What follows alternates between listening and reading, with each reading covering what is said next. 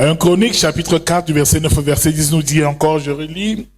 Jabet était plus considéré que ses frères. Sa mère lui donna le nom de Jabet en disant, c'est parce que je l'ai enfanté avec douleur.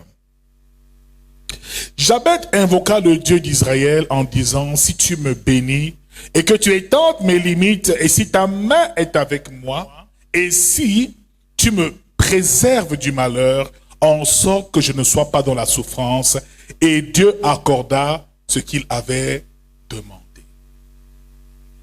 Bien-aimés dans le Seigneur, ici, le Seigneur nous parle clairement de Jabet qui était un homme de la tribu de Juda, de la tribu royale en Israël. Et la Bible nous fait comprendre que cet homme avait un problème. Cet homme ressentait au plus profond de lui-même une certaine limite dans sa vie.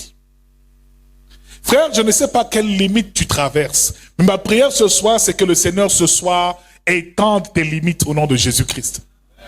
Et te fasse entrer dans une nouvelle ère, afin que toute limite établie par l'ennemi soit brisée. Jabet invoqua le nom, le Dieu d'Israël. Mais avant d'invoquer le Dieu d'Israël, sa mère lui a donné le nom Jabet. Jabet veut dire souffrance. Jabet veut dire douleur. La première limite de cet homme, c'est qu'il portait un nom qui disait souffrance et douleur. Alors, il était certes considéré auprès de ses frères, mais il sentait en lui certaines limites. Frère, tu peux avoir fait de très bonnes études et ne jamais trouver de travail. Tu peux être une très belle femme, vertueuse, une femme douce, aimante, et malheureusement ne jamais trouver de mari. Tu peux être tellement éloquent, être un très bon prédicateur, mais n'avoir aucun ministère. Frère, bien-aimé dans le Seigneur, dans la vie, parfois on trouve qu'il y a des limites. Parfois, certaines personnes passent leur vie et n'ont jamais touché 1 million de francs de leurs mains comme ça. C'est 1 million et c'est pour moi. Ma prière, c'est que toute limitation financière prenne fin. Amen. Frère, les limites, beaucoup d'hommes ont rencontré des limites dans la Bible. Abraham, le père de la foi, dans Genèse chapitre 12, a quitté Charan en pays du temps chaldé et est allé à Canaan où Dieu lui dit d'aller. Mais Abraham a reçu la promesse de Dieu. Ta postérité sera aussi nombreuse que les étoiles du ciel. Mais pendant de longues années, Abraham n'a rien vu. Il était limité. Sarah, sa femme, était stérile. Bien-aimé dans le Seigneur, la stérilité, c'est aussi la limitation.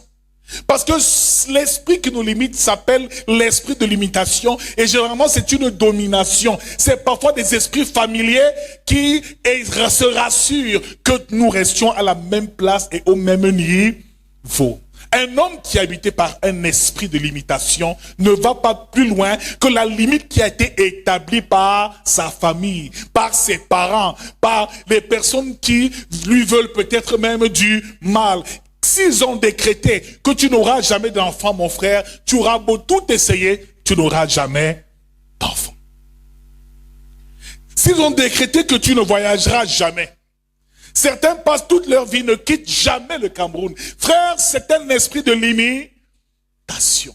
Ma prière ce soir, c'est que nous ne soyons plus limités. Limités dans nos ressources, dans nos finances, dans nos relations. Frère, quelqu'un qui a un esprit de limitation peut avoir de l'argent, mais ne rien faire avec cet argent. Parce que la limite qui a été établie dans sa vie, c'est que cette personne doit rester pauvre. Alors, l'ennemi peut même te laisser recevoir de l'argent, mais tout de suite le dévoreur commence. Tu le dilapides et tu n'as plus rien. Je détruis ce soir tout esprit de limitation qui t'empêche de percer, d'entrer dans ton héritage et d'atteindre un nouveau palier avec l'Éternel. Bien-aimé dans le Seigneur, le problème c'est la limitation. Tant que nous ne découvrons pas comment la limitation travaille, comment cet esprit de limitation agit, frère, souvent, bien-aimé, nous pouvons passer longtemps dans un même lieu sans évoluer. L'esprit d'imitation aussi nous apporte ce qu'on appelle le non-accomplissement. Quelqu'un qui fait des choses, mais qui tourne toujours en rond, autour des mêmes situations et des mêmes problèmes. Année après année, il n'y a pas de changement. Tout te fait toujours à ce que tu retournes toujours à ton lieu ton point de départ. Tu peux même quitter la maison, partir, mais un problème survient. Dans ton lieu de service ou dans le pays où tu es parti, ça te ramène encore à la maison familiale. Parmi tes sœurs, tes frères, ceux-là que tu pensais déjà avoir quittés. Mon frère, ce soir et durant quelques semaines, on va s'attaquer aux esprits de limitation. Le célibat est un esprit de limitation. La stérilité fait partie de ce qu'on appelle l'esprit de limitation. Le rejet est un esprit de limitation. Le retard est un esprit de limitation. On parle du retard comme si... C'est un esprit, le retard. Amen. C'est un esprit qui travaille pour te limiter.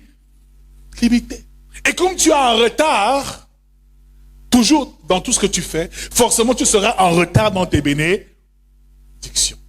C'est l'ennemi qui travaille. Que le Seigneur nous délivre de l'esprit de retard au nom de Jésus. Alléluia.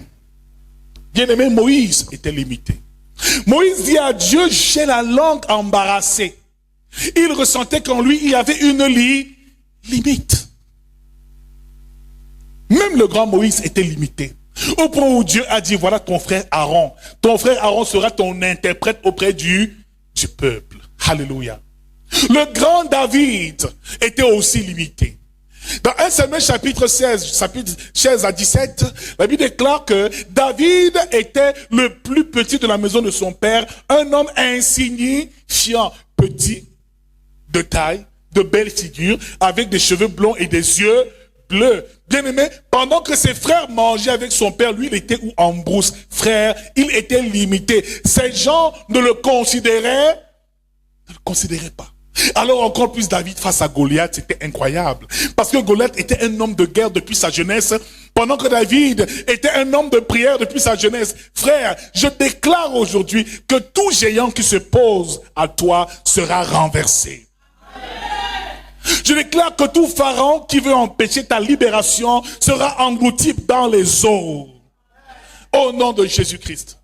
Bien-aimé, que tout esprit de limitation qui t'empêche d'avancer, parce que la limitation, ce sont des chaînes spirituelles qui nous empêchent d'avancer vers notre bénédiction et vers notre héritage. Bien-aimé, tu peux voir la bénédiction, mais tu ne la possèdes même pas. Tu as tout pour être béni. On te voit, tu ressembles à l'argent, tu ressembles à la gloire, mais quand on fouille tes poches, elles sont trouées. Quand tu sors, on dit, cette femme, c'est une grande dame. Mais qu'est-ce qu'elle fait ici?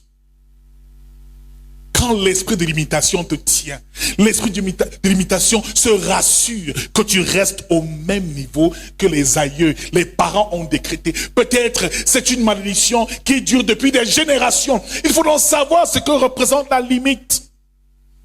Qu'est-ce que c'est que les facteurs limitants dans la vie d'une personne?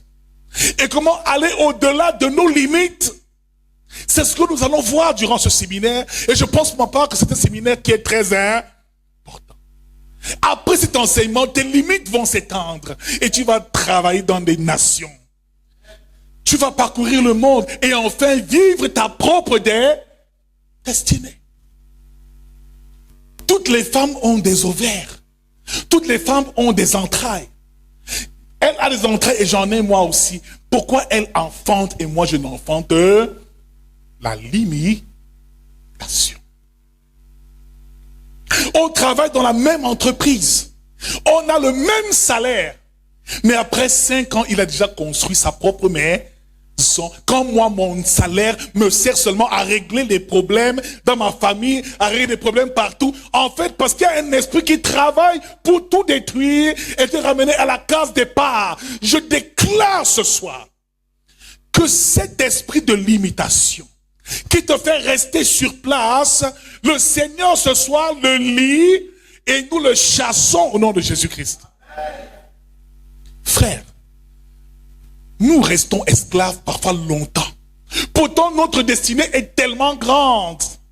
Parfois la vision de Dieu est grande pour nous, mais nous nous limitons à des petites choses, à des choses parfois même insignifiantes. Bien-aimé, parfois tu réalises que le niveau où tu es, ce n'est pas le niveau où tu devais être. C'est comme si quelqu'un vit ta vie. Mais je déclare ce soir qu'au nom de Jésus-Christ, le Seigneur te rétablit ta vie. Il rétablit tes connexions. L'esprit de limitation agit même au travers des relations qu'on a. Frère, tu as un peu d'argent comme ça, l'esprit de limitation envoie des personnes pour t'estorquer. L'esprit de limitation se rassure que tu fasses des mauvaises rencontres, que tu fasses des mauvais investissements, des mauvais placements dans un but de te maintenir au même endroit. Pour que l'alliance qui a été établie sur ta vie reste et demeure. Certaines personnes sont victimes de limitations, mais n'en sont même pas conscients. Tu peux te marier, hein, mais tu es dans une cage, mais tu ne le sais pas. Tu peux même voyager, mais tu es dans une cage sans le savoir. Un peu comme un animal qu'on a attaché une corde ici, il peut aller partout, mais il a une limite à ne jamais franchir. Il peut te laisser gagner parfois les 1 million de temps en temps, les 200 000 de temps en temps, mais pour que tu atteignes 10 millions, 100 millions, 1 milliard, c'est impossible parce qu'il y a une limite qui a été fixée par l'ennemi. Il y a des familles, frères, où personne n'a jamais sorti la tête de l'eau. Où tu réalises que de frère en frère, sœur en sœur, génération en génération, il n'y a jamais personne qui a été riche dans cette famille. Je déclare que tu seras le premier riche de ta famille. Je déclare que tu dois être le libérateur de cette famille. Parce que les vérités que tu reçois doivent t'affranchir, doivent nous affranchir de toute limitation au nom de Jésus-Christ. Gédéon était limité. Quand Dieu se présente à Gédéon, l'ange lui dit, vaillant héros. Gédéon doute de ce que Dieu lui dit. Comment je suis vaillant héros? Mais je suis d'une famille pauvre. La plus pauvre en Manassé. Et je ne suis qu'un enfant. Gédéon était tellement sûr que lui là, rien de bon ne pouvait le visiter. Il était sûr de sa condition. Certains sont sûrs que c'est leur niveau. Mais je déclare que ce n'est pas ton niveau. Dieu doit t'amener à un autre niveau. Il doit nous faire entrer dans une autre dimension. Cette année, pas l'année prochaine, les choses doivent bouger par la foi au nom de Jésus-Christ. Dis ce soir, je déplace les limites.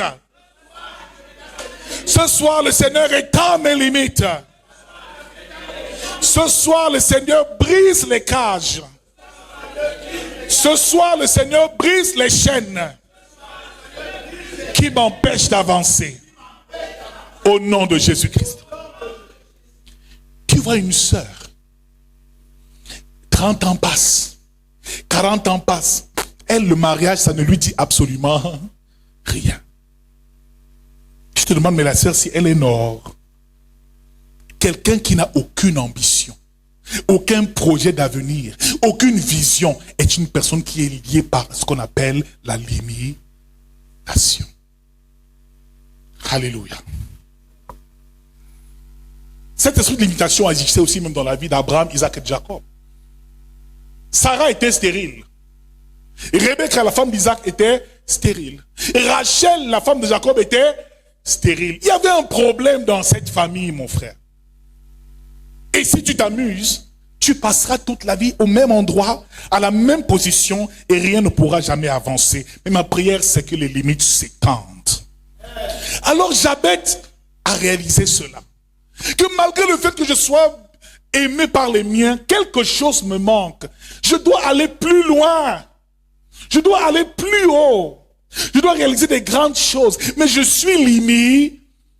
J'ai beau faire des efforts, mais ça ne marche pas. J'ai déposé mes dossiers partout, mais personne ne veut me recruter. Des sœurs moins jolies que moi, moins vertueuses que moi, moins soumises que moi se marient. Même ma cousine, la têtue, là, s'est mariée le mois dernier. Je suis encore là, dans l'église, en train de prier. Seigneur, aide-moi. Seigneur, souviens-toi de moi. Non, brise simplement la limitation. Découvre le facteur limitant de ta vie et transforme les choses. Nous avons dit qu'à l'origine, c'est Dieu qui a établi les limites des cieux, de la terre. Il a même établi des limites dans la vie de l'homme. Parce que dans Genèse chapitre 6, il dit que l'âge de l'homme se limitera à 120 ans. Cela veut dire que Dieu, c'est lui qui établit les limites, mais Dieu est sans limite. Malgré les limites qu'il a établies, il aimerait que l'homme aille au-delà des limites établies. Nous avons ce qu'on appelle des limites naturelles, parfois territoriales. Vous voyez, les pays sont délimités par des frontières. Pour passer d'une frontière à une autre, il faut un visa. Il faut un passeport. Alléluia. C'est comme ça qu'il y a donc des esprits qui gèrent des nations et qui gèrent des territoires. Parfois, tu peux être dans un territoire où tu es sous embargo. Rien ne marche dans ce territoire. Quand tu vas dans un autre territoire, ta vie brille. Parfois, le problème, c'est le lieu même où tu te situes. Quel est le facteur limitant de ta vie? Donc, frère, Dieu fixe les limites. Et l'homme aussi est limité. Et voyez-vous, Dieu a limité l'homme, l'âge, la vie de l'homme à 120 ans. Et même quand il crée le jardin d'Éden, il y met l'homme, il lui dit, je peux manger de tout fruit d'arbre, mais sauf le fruit de la connaissance, de l'arbre de la connaissance du bien et du mal. Donc l'homme pouvait vivre dans le jardin, mais la limite de l'homme, c'était qu'il ne devait pas toucher au fruit de l'arbre de la connaissance du bien et du mal. La limite, c'est donc la loi. Dieu lui-même fixe des limites, un cadre dans lequel on peut évoluer en paix. Bien aimé, après la chute de l'homme, dans Exode chapitre 20, la Bible déclare que Dieu a donné à Moïse l'étape de la loi, les 10 commandements. Il a fixé de nouvelles limites. Alléluia. Cela veut dire, bien aimé, que les limites sont une bonne chose pour Dieu. Ça permet à Dieu d'encadrer l'homme et de le bénir. Mais il n'y a pas que Dieu qui fixe des limites. Bien aimé, le diable aussi fixe des limites dans la vie de certaines personnes. Certaines personnes meurent avant même leur temps. Mais bien aimé, cela ne doit pas être notre partage. Alors bien aimé, durant la vie de l'homme, l'homme se rend compte qu'il est limité. L'homme ne peut pas voler comme un oiseau. L'homme ne peut pas nager comme un poisson. Mais pour braver cette limitation, l'homme a créé l'avion. Alléluia. L'homme a créé des sous-marins pour briser cette limitation, cet facteur limitant. La Bible déclare que Zachée était court, mais il est monté sur le sycomore pour voir Jésus. Mon frère, même si tu es limité, il faut que tu trouves un sycomore qui va te permettre de monter. Il faut que le Saint-Esprit te donne l'intelligence et la sagesse de passer au-delà même des lois établies par ta famille. Si tu es d'une famille pauvre, je déclare que cette limite n'est pas ton partage en Jésus-Christ.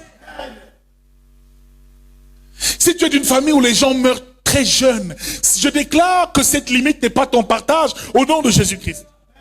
Si tu es dans une famille où il y a des esprits de maladies chroniques, cela n'est pas ton partage. Que cette limite ce soir soit brisée. Au nom de Jésus. Jabez avait ce problème. Il savait que malgré tout ce qu'il faisait, malgré les efforts qu'il accomplissait, mais ça n'évoluait pas. Parfois tu as l'impression que tu fais tellement d'efforts pour peu de résultats. C'est le cas de qui ici ce soir? Qui vit ce problème-là? Nous avons tous ce problème. Alléluia. Nous avons tous ce problème. Que Dieu étende les limites de notre ministère au nom de Jésus-Christ. Nous avons tous ce problème. Alléluia. Il va falloir traiter avec les limites. L'ami déclare que Jabez invoqua le Dieu d'Israël en disant, si tu me bénis et que tu étends mes limites, si ta main est avec moi, et si tu me préserves du malheur en sorte que je ne sois pas dans la souffrance, et Dieu accorda ce qu'il avait demandé. Que veut dire limite? En hébreu, limite veut dire Gabal, G-A-B-A-L, qui veut dire ici aussi frontière, qui veut dire borne, qui veut dire territoire, qui veut dire espace. Des limites sont donc des frontières établies par Dieu pour notre sécurité et pour que nous puissions y vivre, mais sont aussi parfois des prisons et des cages dans lesquelles l'ennemi nous maintient. Alors étendre ces limites veut dire agrandir son territoire. Étendre ces limites veut dire augmenter ses terres et ses possessions. Cela veut dire aller au-delà de ce qu'on avait l'habitude d'avoir. Cela veut dire briser la malédiction. Bien-aimé dans le Seigneur, Dieu est illimité, mais l'homme est limité. Alléluia. Et Proverbe, chapitre 8, au verset 21, nous dit, lorsqu'il donna une limite à la mer pour que les eaux n'en franchissent pas les bords. Psaume 74, verset 17 nous dit, à toi est le jour et la nuit, et à toi est la nuit. Tu as créé la lumière et le soleil, et tu as fixé toutes les limites de la terre. Alléluia. Bien-aimés dans le Seigneur, dans un autre texte de Nombres chapitre 13, la Bible déclare ici que Moïse a envoyé 12 espions à Canaan.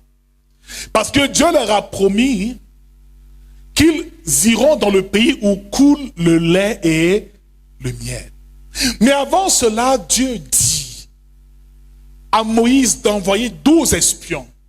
Et Moïse prépare dans chaque tribu d'Israël un homme qu'il va préparer pour cette expédition. Il leur dit d'aller à Canaan observer. Regardez un peu ce qui se passe dans ce pays-là que Dieu nous a promis. Et dites-nous s'il est possible pour nous d'y avoir accès. Ces hommes vont donc en expédition, mais là-bas ils rencontrent vraiment des choses incroyables. Dans le pays de Canaan, vraiment c'est un pays où coule le lait et le miel. Parce que là-bas, les grappes de raisin sont grandes comme ça. On doit être deux pour porter une grappe de raisin. Les fruits sont mûrs, sont juteux dans ce pays. Il y coule du lait et du miel, des délices, des terres fertiles, de la nourriture en abondance. Mais durant cette expédition, ils ont vu des choses incroyables. Lorsqu'ils sont donc rentrés faire le rapport à Moïse, 10 hommes parlent et disent que non, ce n'est pas possible pour nous d'avoir accès à Canaan. Mais un homme, deux hommes, on va dire, Caleb et même Josué, disent qu'il est possible qu'on possède ce pays parce que Dieu nous l'a donné. Nous, on a vu que ce pays, on peut le posséder. Les 10 autres disent que non. Dans ce pays, il y a des géants de la tribu d'Anak, des fils de géants. Et nous étions à leurs yeux comme des sauterelles. Ils vont nous dévaster. Ce n'est pas possible d'entrer dans cette terre promise. Frère, la différence, c'est que ces 10 hommes avaient des limites. Alléluia. Mais que les 2 hommes, Josué et Caleb particulièrement, n'avaient aucune limite. Frère, sa limite n'était pas possible. Il n'était pas limité dans ce qu'il avait perçu. Bien aimé, la limite a un rapport avec la vision et la perception que nous avons. Comment est-ce que tu perçois la limite? Comment tu perçois tes situations? Est-ce que tu te contentes de ce que tu vis? Est-ce que tu veux aller au-delà? Frère, la vision de ces hommes était limitée parce qu'ils sont limités à la vue, ce qu'on appelle la vue naturelle. Ils ont vu les difficultés. Ils ont vu les obstacles. Ils ont dit non, ce n'est pas possible. Mais bien aimé, il y a une différence entre la vue et la vision. Parce que la vue est naturelle, c'est les yeux qui nous permettent de voir. Mais la vision est spirituelle parce que c'est l'esprit qui nous permet de percevoir. Celui qui a dans la vision a ce qu'on appelle le regard de Dieu par rapport à toutes les situations. Quelle est la pensée de Dieu par rapport à ton problème? Par rapport à cette limitation que tu traverses? Mon frère, ma soeur, aussi longtemps que tu ne verras que tes difficultés, tu ne pourras pas aller plus loin. Quand David a vu Goliath, David a vu une opportunité parce qu'il savait que la pierre qu'il avait allait facilement l'atteindre. Goliath était trop grand pour lui, pour qu'il le rate. Pendant que de l'autre côté, l'armée tremblait. Oh, Goliath nous fait peur, il nous intrigue. Frère, quelle est ta vision de ton problème? Comment perçois-tu l'obstacle? Bien-aimé dans le Seigneur, aussi longtemps que ta vision est erronée, malheureusement, tes limites ne pourront jamais s'étendre. Donc, bien-aimé, il y a un rapport entre la vision et la limite. Alléluia. Donc, plus ta vision s'élargit, plus tes limites s'étendent. Dis avec moi, grandis dans la vision. Grandis dans la vision. Certaines personnes ne savent même pas ce que Dieu a prévu de faire dans leur propre vie. Tu vis comme un esclave toute ta vie, pourtant tu es un roi qui dort. Bien-aimé, dis à ton voisin, il y a un roi qui sommeille en toi. Alléluia. Il y a un roi, il y a un grand homme qui sommeille en toi. Alléluia. Peut-être même tellement la souffrance t'a tellement lié que tu as oublié que tu es un prince du royaume des cieux. Alléluia. Premier signe qui montre la limitation et première conséquence, les signes de limitation. De la présence de l'esprit de limitation, on a dit numéro 1, l'absence de vision ou le manque de vision. Numéro 2, des échecs à répétition. Numéro 3, le non-accomplissement que nous avons vu tout à l'heure. Cela veut dire que quelqu'un qui commence un projet qui ne le termine jamais, qui commence une chose et ne l'achève jamais, toujours des blocages en cours de chemin et il retourne à la case départ. L'esprit de limitation a donc pour but de nous maintenir dans le cadre établi par l'ennemi souvent. Nous garder dans la pauvreté. La pauvreté est une limitation. Et Gédéon était pauvre. C'était ça la limite de sa famille. Sa famille était limitée par la pauvreté. Frère, même si ta famille est pauvre, quand Dieu t'appelle, il étend tes limites. C'est pour ça que Gédéon a dit, étends mes limites, Seigneur. Je ne suis pas appelé à vivre comme ces personnes. Non! Ce n'est pas mon héritage. Mon père était pauvre. Mes parents étaient pauvres. Mais moi, je serai riche. Je suis riche parce que je suis un fils du royaume. Alléluia. Il a pour mission de te maintenir dans le cadre prévu par l'alliance qui a été établie. Alléluia. Alors, dans nos familles, souvent, il y a des personnes qui vont faire des pactes avec des démons, des esprits impurs, dans le but de s'octroyer certains pouvoirs, certaines puissances, certaines gloires terrestres. Mais en échange, il dit, tous mes descendants, toutes les premières filles, personne ne se marie, personne n'enfante, il prend les puissances du monde des ténèbres qui enrichissent la famille, mais en échange, qu'est-ce que le diable prend? La fertilité de toutes les premières filles, la plupart sont stériles. Voilà donc une limite qui a été établie dans une famille. Toi, tu vis au monde, tu es la première fille d'une maison, tu ne sais pas pourquoi est-ce que tu es stérile, mais le problème c'est que malheureusement, cette limite a pu t'atteindre. Alléluia. Donc pour pouvoir aller au-delà de cette limite, il faut d'abord réaliser où se trouve la limite dans ta propre vie. Il faut identifier ta limite. Et quel est le facteur limitant qui t'empêche d'entrer dans ton héritage? Quand l'esprit de limitation te tient, frère, cela devient compliqué. Numéro 3, le retard. Le retard fait partie des esprits de limitation. C'est une conséquence de la limitation. Quand cet esprit t'anime, bien-aimé, tu es en retard. Même le jour de ton mariage, tu es en retard. Même au ciel, tu seras en retard. Alléluia. Un peu comme Thomas est venu en retard, il n'a même pas vu Jésus quand Jésus a visité tous les autres. Il voulait voir pourquoi. Parce que c'était un retardataire. Et parfois, l'esprit de retard te fait, toi-même tu es en retard dans tes propres bénédictions. Que Dieu nous délivre de l'esprit de retard. Qu'il nous délivre tous du retard. Parce que le retard est une limitation. Alléluia. Quand je vous prêche, je me prêche à moi aussi. Alléluia. Ah oui, le retard est une limitation. Quatrième conséquence et quatrième effet de cet esprit de limitation, c'est que c'est le potentiel. Le potentiel est, qu'on peut dire, obscurci, est gâché. On te voit, hein, tu as une belle allure, mais tu es d'une misère incroyable. Amen. Ton oncle te donne une belle chaussure, un beau costume, tu sors, c'est tout le monde qui dit, waouh, le frère là, il a fait l'erreur, mets la main dans la poche. Mets la main dans le trou va arriver jusqu'aux chaussettes. Amen. Voilà quelqu'un qui est limité. Ce n'est pas à toi de faire ce genre de choses. Ce n'est pas à ton niveau. Bien aimé, parfois ce genre de personnes là, quand tu fais, parfois tu es au travail, on dit, ma soeur, qu'est-ce que tu fais hier? C'est pas ton niveau ça. Tu fais quoi? Pourquoi tu te rabaisses comme? C'est pas, tu devais avoir des entreprises depuis très longtemps, mais à cause des limites établies par ta famille, tu te retrouves encore au même point. Un autre signe de la limitation, c'est que la personne s'habitue à son état et fait un avec cet état-là. Alléluia. Elle manque d'estime d'elle-même, l'estime d'elle-même, estime de soi. Gédéon n'avait plus confiance en lui-même. La personne doute de ses capacités. Tu dis non, ma soeur, tu peux réussir. Oh, je vais te donner 10 millions. 10 millions, pardon, moi, ce n'est pas mon niveau. Le prophète prophétise, oh, tu vas épouser un blanc. Un blanc, amen. Il a dit, mais elle est blanc. Je ne sais même pas parler anglais, pardon. Moi, je veux un petit gars ici à Zoétélé, je vais me débrouiller avec lui. On va vendre les arachides. Il vend les arachides, moi, je vends les tomates.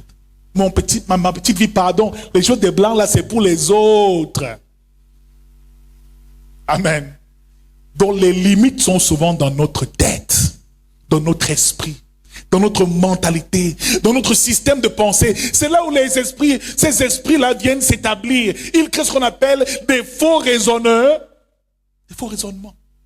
Alors, cette année-ci, mon frère, tu vas travailler dans une grande entreprise. Je vois comme si le directeur d'une grande structure aura besoin de tes services. Ah bon? Amen. Mais au fond de son cœur, il dit, qui je connais même qui? Ah, mon père me mettait qui? Pardon. Pasteur là, il dit des choses, moi j'écoute seulement comme ça. Je n'y crois pas. Amen. Crois que c'est possible. Pardon. Crois que ta vie peut changer. Crois que c'est possible que tu passes à un autre palier cette année. Dès que je parle, ce séminaire, c'est pas au hasard. C'est parce que c'est une semence qui va transformer nos vies. Si tu y crois, alléluia, tu traverseras les limites. Mais si tu veux rester dans ta petite chambre, ou quand il pleut, tu es obligé de mettre les seaux un peu partout. Te laver à la rivière tous les matins. Pourtant, tu peux être dans ta belle baignoire, allumer ou ouvrir l'eau, appuyer un bouton pour que l'eau sorte aussi du mur. Alléluia. Tu as le choix. Amen. Il y a des personnes, tu lui donnes même 2 millions comme ça. Elle va dire, pardon, je ne peux pas, c'est trop beaucoup. Je vais faire comment avec ça? Non, je ne suis pas à ce niveau. Maman, tu es à ce niveau. 2 millions, c'est petit. 20 millions, c'est petit. Certaines personnes ici prient, oh, ça me donne un peu l'argent pour le fonds de commerce. Je vais prendre 2 millions, je te donne. Tu vas dire, papa, il veut me vendre. Il veut me vendre, c'est sûr, il veut me livrer. Mon oncle me donne 2 millions depuis quand? C'est sûr, parce qu'il veut m'envoyer il veut déjà m'envoyer devant. Dis-donc, est-ce que c'est vrai ou faux? J'ai eu le cas d'une soeur comme ça. Elle a jeûné, on a prié. Elle veut voyager. Tout son oncle l'a plutôt au ministère. Ma fille, tu es où? Viens. Elle arrive, 8 tontons. Il sort 2 millions, il pose sur table. Tiens, va, c'est pour ton voyage. Elle dit, hein? Mon 2 millions. Elle dit, mais oui, c'était 2 millions. Elle dit, ça, non, c'est. Eh, mon Dieu, si vous dites, me vendre. Devant son oncle. Son oncle dit, il veut te vendre comment? Non, papa, non, c'est pas ça. Attends, je peux d'abord passer un coup de fil. Il dit oui. Elle parle à côté de la porte. Elle appelle le pasteur. Ah, pasteur. Il dit, je vois seulement la miracle ici. Papa, mon oncle là qui travaille au ministère, c'est sûr, il veut me tuer, il veut me vendre. 2 millions, il veut me donner 2. Il pose 2 millions. Je fais comment je prends? Le pasteur dit que tu es folle. Tu nous fais jeûner. Tu nous fais prier. Pendant des mois. Et des mois, parce que tu veux voyager. Le jour où enfin Dieu touche le cœur de quelqu'un, 2 millions, tu commences à 30. Quand elle est rentrée, il dit, ok, d'accord, tonton, donne-moi. Il dit, ah bon, je te donne encore. J'ai écouté tout ce que tu disais là à la porte. Donc tu penses que je vais te savoir, je ne te donne plus. Vas-y, va te démerder comme ça. Vous voyez un peu comment la limitation fait dans la vie de certaines personnes? C'est pas le diable. Non. C'est la personne qui est limitée. Elle est tellement limitée que ce n'est plus possible. Le jour où la bénédiction arrive, tu ne réalises même pas. Dieu t'envoie un homme qui est bien, qui est gentil, qui veut t'épouser. Tu dis non, ce n'est pas possible. C'est sûr, c'est un sectaire. Il a une belle voiture, pourquoi? Il a une belle maison. Tu es jeune, tu as 40 ans, tu as déjà construit. Moi, je peux pas entrer dans un tel mariage. C'est sûr que c'est un sorcier. Certaines soeurs qui ont une belle voiture, qui a fait pipi comme ça, la soeur cherche seulement où elle va fuir ou comment elle va. Non! Une belle voiture peut klaxonner aussi. Quelqu'un de sérieux sort et et ta vie change, ma soeur. Ce n'est pas sellement les sorts. Prie, c'est vrai, et protège-toi. Mais je t'en prie, ne gâche pas les opportunités. Quelqu'un qui est limité va toujours gâcher toutes les opportunités. Numéro 5, il manque les opportunités justement. Et numéro 6, manque d'ambition. Numéro 7, manque d'ambition. Quelqu'un qui est limité n'a pas d'ambition. Il n'a pas d'ambition. Il n'a pas d'ambition. Il ne va pas plus loin que le bout de son nez. Il se contente de sa condition. Frère, la limite, tu dois la franchir. Dieu doit étendre nos limites ce soir.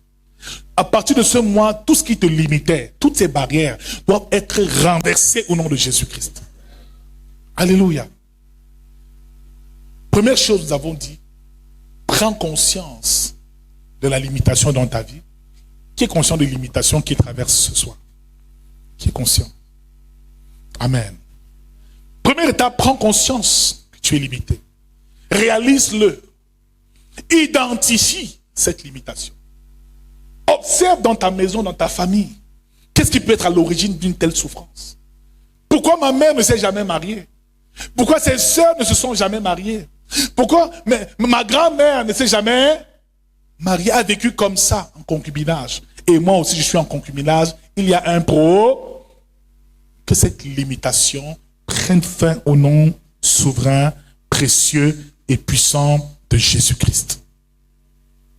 Alléluia. Parfois, c'est Dieu qui nous limite. On peut le comprendre. Dans certaines mesures, Dieu peut limiter un homme pour une raison ou pour une autre. Mais dans un autre cas, bien aimé, ce sont les hommes qui limitent les autres hommes. Parfois, c'est l'œuvre de l'ennemi qui utilise les hommes pour te limiter. Alléluia. Quelqu'un va faire ses pactes dans la famille pour limiter, pour mettre des limites dans la vie des gens. Non. Ce soir, ce n'est plus notre partage et notre héritage au nom de Jésus-Christ. Alléluia. Bien-aimés dans le Seigneur, première chose, nous avons dit qu'il faut identifier. Troisième chose à faire pour briser les limitations, frère, étends et élargis ta vie, ta vision. Amen. Alors ici, Jabez, qu'est-ce qu'il dit? Il invoqua Dieu l'Éternel, il dit, si tu me bénis et que tu étendes mes limites, si ta main est avec moi et si tu me préserves du malheur, en sorte que je ne sois pas dans la souffrance. C'est cette prière que nous allons faire ce soir. Alléluia. La prière de Jabez, nous allons la faire nous aussi, afin que Dieu étende réellement nos limites.